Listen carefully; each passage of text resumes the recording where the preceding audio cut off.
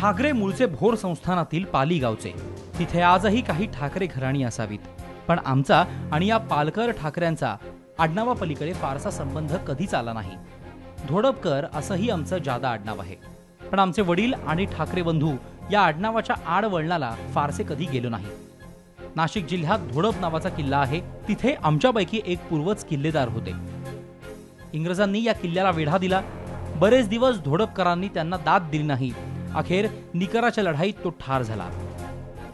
तेव्हापासून धोडपकर हे आडनाव आमच्या घराण्याला चिकटलं.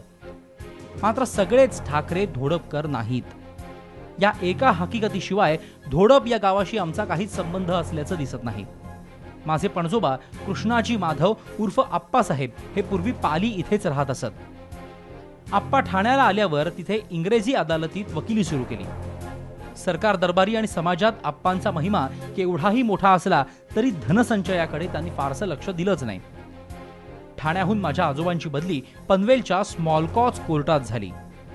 तिथे त्यांनी एक लहानसं घर बांधलं आणि तिथेच पेन्शन घेऊन मरेतोवर राहिले. धोडपकरांचे आम्ही पनवेलकर बनलो. आजोबांनी आमरण जरी धोडपकर आडनाव चालवलं तरी माझ्या वडिलांनी मात्र शाळेत नावं घालतानाच ठाकरे आडनावाची पुनर्घटना केली. ती आजवर चालवलेली आहे.